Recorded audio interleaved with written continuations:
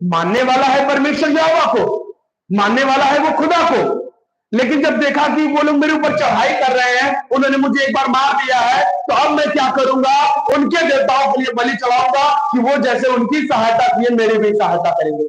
और बाइबल बताती है कि वो ये बातें उसके लिए, उस राज्य के लिए, इस्राएली प्रजा के लिए क्या हुआ? विनाश का कारण साबित हुआ।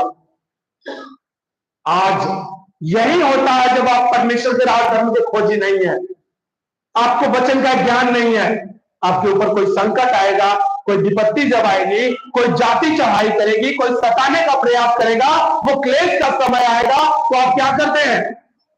फलाने जगह एक बाबा निकले हैं, चलते हैं, वहीं पे झरा लेते हैं। फलनवा ओझा बहुत पैसा लेता है, कहां से बहुत जानकार है, वो सब सही कर देगा।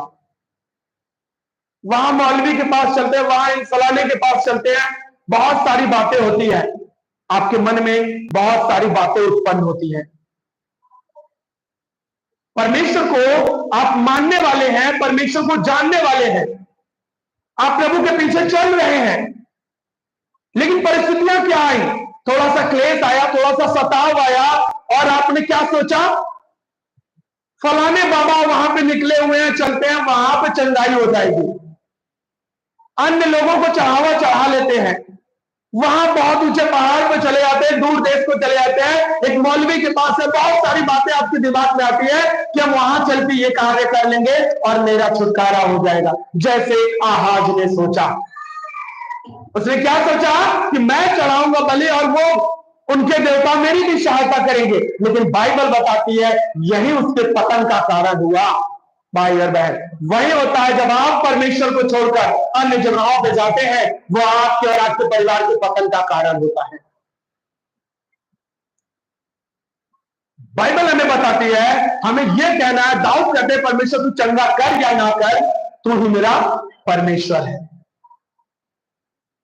अब जाते हैं सदरक मेशक अबेदनगो जब परीक्षा में पड़े, यहां पे लिखा है ना, क्लेश में पड़ा आहाज, और क्या किया? बहक गया। क्यों? क्योंकि उसने परमेश्वर के राज धर्म की खोज नहीं की, इतिहास के पुस्तकों की खोज नहीं की, उन्होंने जो राजाओं का वृत्तांत था उसको पढ़ा नहीं, और वो बहक गया क्लेश के समय में।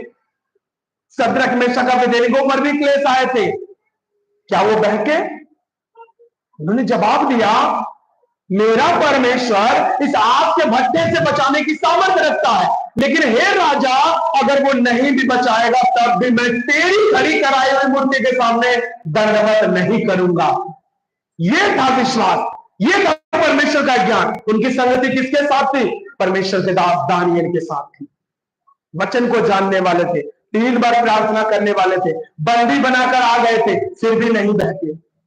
क्यों? क्योंकि उनको परमेश्वर का वचन का ज्ञान था, परमेश्वर के राज धर्म के खोजी थे। अगर आज भी हमारे और आपके पास परमेश्वर का ज्ञान है तो हम कभी नहीं बहकेंगे। कोई कितना हो आपका पड़ोसी कहे चलो ओझाई करवा लो, चलो फलाने जगह चलो, चलो इन जगह पे चढ़ावा चढ़ा लो, लेकिन आपको एक ही जवाब होना चाहिए, मेरा परमेश्वर इनसे बढ़ के करने की सामर्थ्य रखता है। हालेलुया! इससे बढ़कर परमेश्वर बड़े काम करने की सामर्थ्य रखता है। मैं कहीं नहीं जाऊंगा भाई और बहन, नहीं तो यही होगा। आपने आहाज के जीवन में देखा, उसने दंडवत किया, वो बहक गया क्लेश के समय में।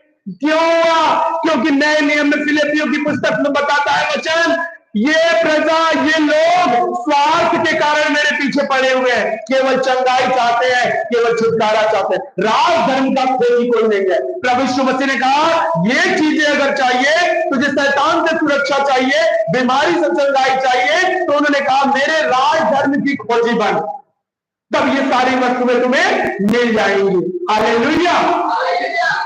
भाई और बहन, अगर आहाज परमेश्वर के राज धर्म का खोजी रहता, परमेश्वर के डर भय में जैसे उसके पुरखा लोग चले, जैसे उसका बेटा चला हिजकिय्या, वैसे अगर भी चले होते तो क्या होता? वचन का अगर ज्ञान होता तो वो बहकते नहीं, लेकिन वचन का ज्ञान नहीं था, परमेश्वर के उस व्यवस्था को मानने वाले नहीं थे। थोड़ा सा कष्ट पड़ा, चलो फलाने के यहाँ चढ़ावा चढ़ा देते हैं, उनको सहायता किया तो मुझे भी करेगा, लेकिन ये पतन का कारण होता है, ये विनाश का कारण होता है। हमें और